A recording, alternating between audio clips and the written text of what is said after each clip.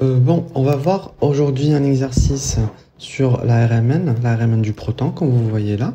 Alors, on nous donne dans cet exercice deux spectres et on nous demande de les interpréter. Alors, ces deux spectres, en fait, on nous donne leurs molécules correspondantes et c'est à nous de les interpréter là maintenant. C'est-à-dire de dire pourquoi on a formé ça ici, ça ici, ça ici, celui-là il correspond à quoi, celui-là il correspond à quoi, et celui-là correspond à quoi. Ok? Donc là j'ai les, comment on les appelle, les tables de spectroscopie, pareil, donc qui vont nous servir pour résoudre cet exercice. Alors, comme d'habitude, à un moment j'ai commencé par dessiner deux molécules à part. La première, je l'ai dessinée en rouge, et celle qui est sur ce spectre-là, le deuxième, je l'ai dessinée en vert. Donc, la première chose à faire pour notre interprétation, c'est en fait de analyser ce qu'on a. Donc, le déplacement chimique, l'intégration, la multiplicité, la constante de couplage et l'attribution. Alors, pour le déplacement chimique, la première chose qu'on va faire, c'est qu'on sait qu'on a 1, 2, 3 pics, ok? Donc le premier, qu'est-ce qu'il a? Il est où, par exemple, il est situé où? Il est à 7,2. Ça c'est 7, et ça c'est 7,2 à peu près. Donc 7,2 ppm. Alors on passe au deuxième, c'est 5, entre 5 et 6, donc c'est 5,3. Là c'est sur 2 piles. Là, vous voyez? Donc ici ce que je vais devoir faire, pour les intégrations, en fait les intégrations, ça veut dire on nous demande, regardez dans ce pic là par exemple, on nous demande il y a combien d'hydrogène. C'est ça, il y a combien d'hydrogène, c'est-à-dire il peut y avoir 3 et il peut y avoir 2. Donc si par exemple on trouve qu'il y en a 3, alors on dit qu'on a un CH3, que ce pic là il correspond à CH3, ou bien par exemple si on en a 2, on dit que ce pic il correspond à un CH2, ok? Voilà, alors ce qu'on va faire maintenant, en fait, c'est que on commence par mesurer de ici jusqu'à ici et on voit et on regarde combien ça donne. Ici, moi j'ai déjà fait ça, ça donne 0,8 cm. On mesure toujours à la règle. Ici, ça donne 0,3 cm et ici 0,6 cm. Voilà, donc qu'est-ce qu'on fait? En fait, on réécrit ce qu'on avait mesuré ici. On recopie ça, 0,8 cm, 0,3 et 0,6. Alors, ce que je vous demande de faire, et il y a deux vérifications à faire. Alors, la première, en fait, regardez, on va essayer de multiplier par 1, par 2, par 3, par 5, jusqu'à obtenir, jusqu'à vérifier les deux conditions. La première condition, c'est que ça donne une valeur entière. Bon, c'est pas une valeur entière, mais une valeur, par exemple, ça donne 3,6 ou, je sais pas, 3,2. Ici, on dit qu'on a 3. Ici, par exemple, si on fait l'approximation, on dit qu'on a 4 directement, ok? Voilà, donc ça, c'est la première condition. La deuxième condition, c'est que, en fait, on va devoir avoir le même. Alors, si le total ici est 10, je dois avoir 10 hydrogènes dans ma molécule, ici, ok? Alors, donc, ce que je vais faire, c'est que tout d'abord, avant de choisir quel chiffre, je vais chercher sur ma molécule, je vais compter combien d'hydrogènes j'ai. Alors, ici, tout ça, le noyau benzylique, j'en ai 5 déjà. Alors, pardon. Ici, j'en ai 2, donc 7, 8, 9 et 10, ok? Voilà, j'en ai 10 au total. Alors, il faut que je trouve 10 hydrogènes.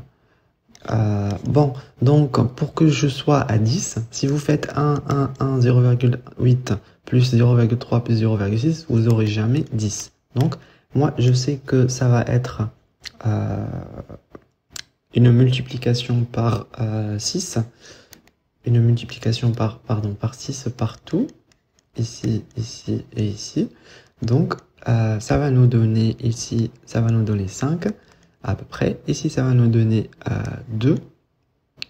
Bon, et ici, ça va nous donner 3, ok? 3 plus 2 plus 5, ça fait, comment on l'appelle? Ça fait 10. Donc, ok, on a 5 hydrogènes. Alors, je supprime tout ça parce que ça mon combre, j'aurais écrit tout. Ici, pour les intégrations, pour le premier, on avait dit qu'on avait 5 hydrogènes. Ici, on avait combien? 2 hydrogènes. Et ici, on avait trouvé 3 hydrogènes. La multiplicité, en fait, c'est... si on trouve un seul pic, on dit que c'est un singulier. Ok.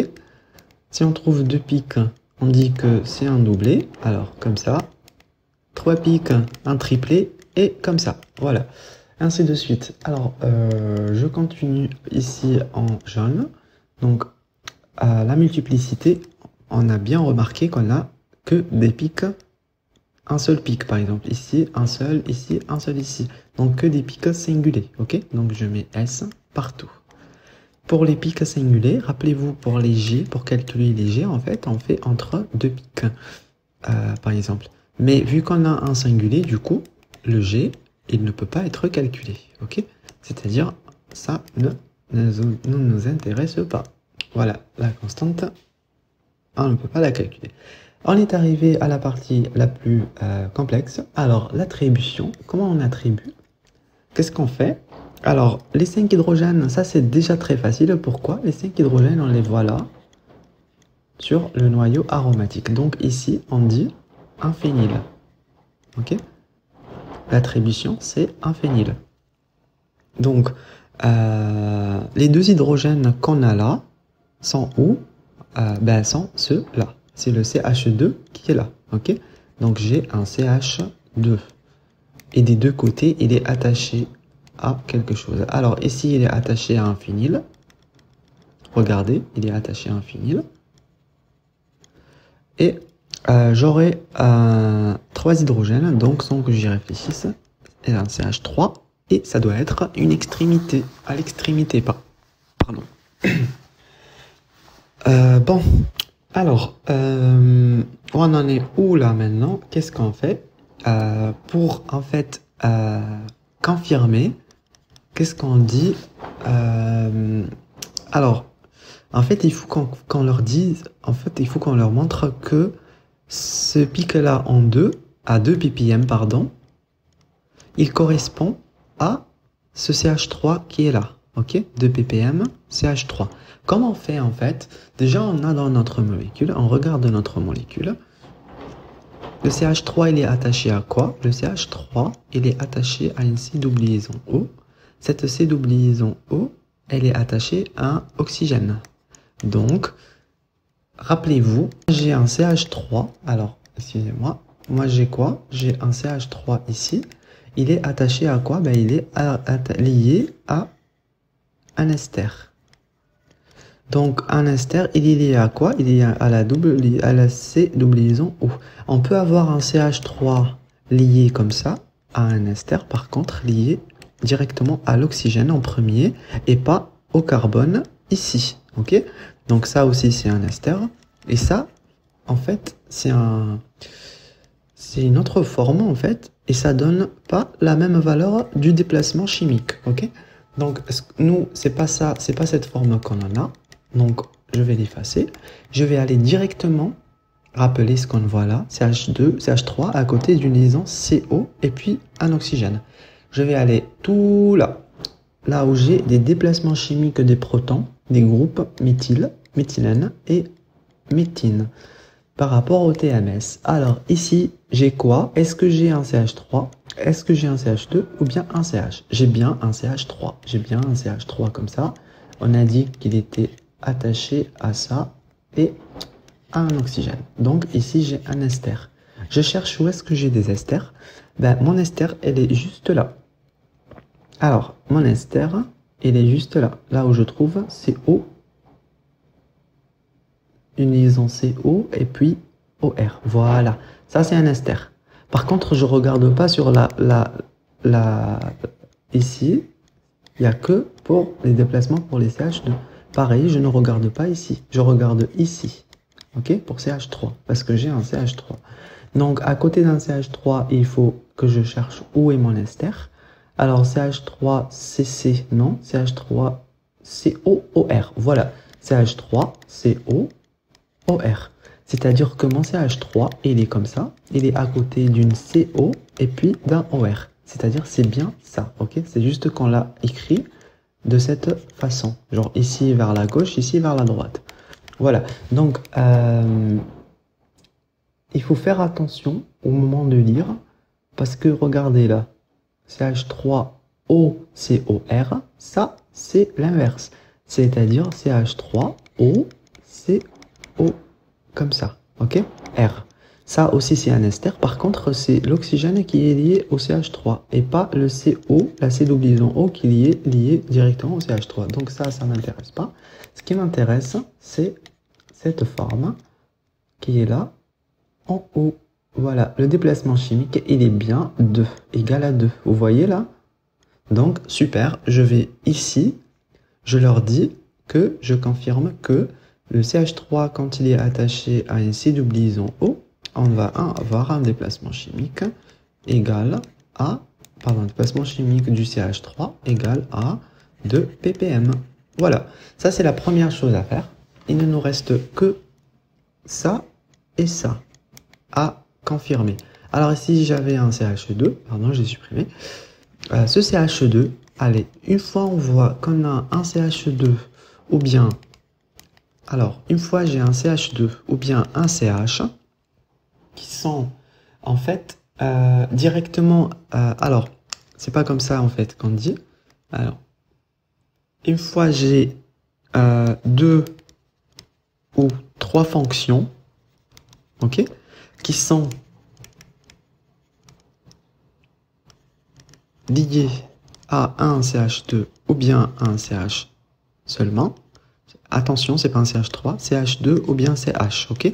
Je pense à quoi? Je vais aller directement voir la table de spectro pour les règles de qui? Les règles de Schullery, ok? Les règles de Schullery.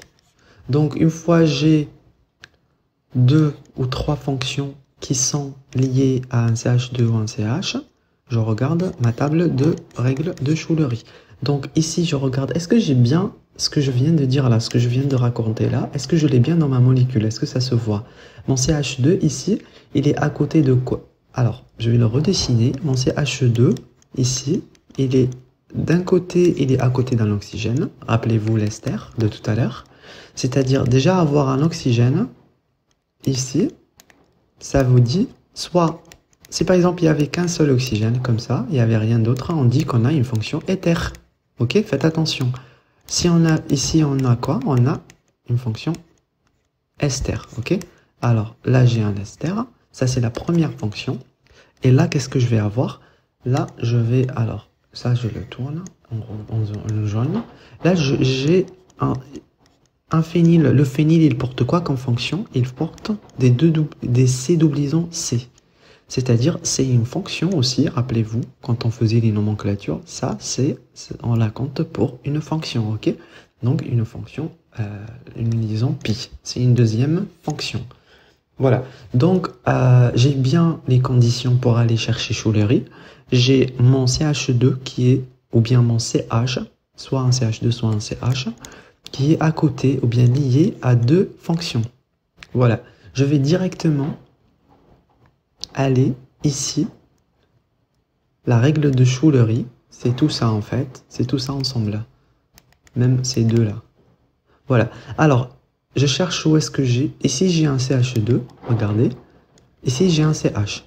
Non, moi j'ai pas un CH dans ma molécule, j'ai un CH2.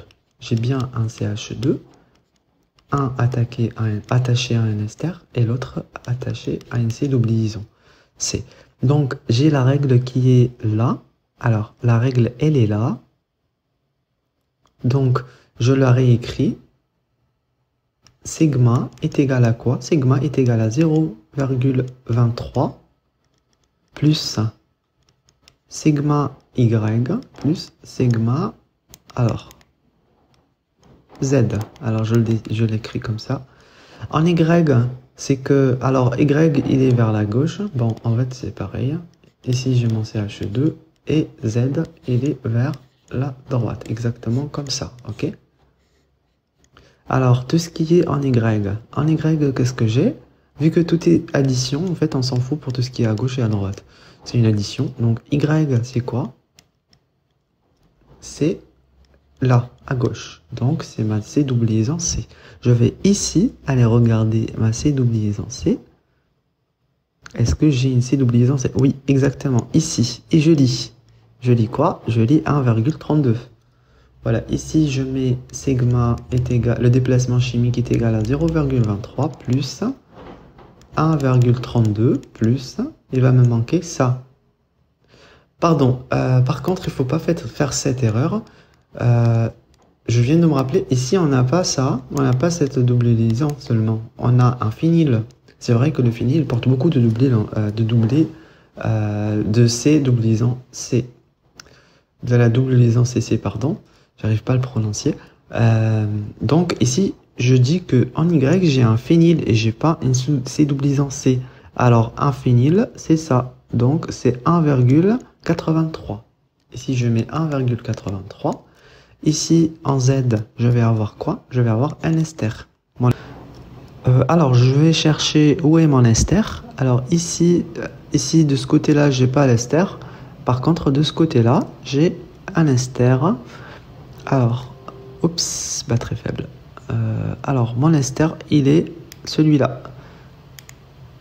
Celui-là que vous voyez là, OCOR, c'est-à-dire O, comme ça, OCOR. Elle est juste horizontalement, la double liaison, c'est O. Donc, c'est 3,01. Voilà, 3,01, c'est... Pardon.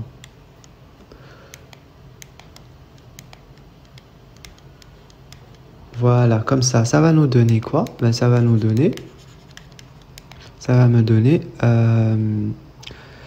5,07 ppm. Je vais aller en bas là pour vérifier est-ce que j'ai bien 5, quelque chose. Alors, je l'ai effacé, mais c'était bien 5,3, à peu près la même chose que vous voyez là. 5, quelque chose ici. Voilà.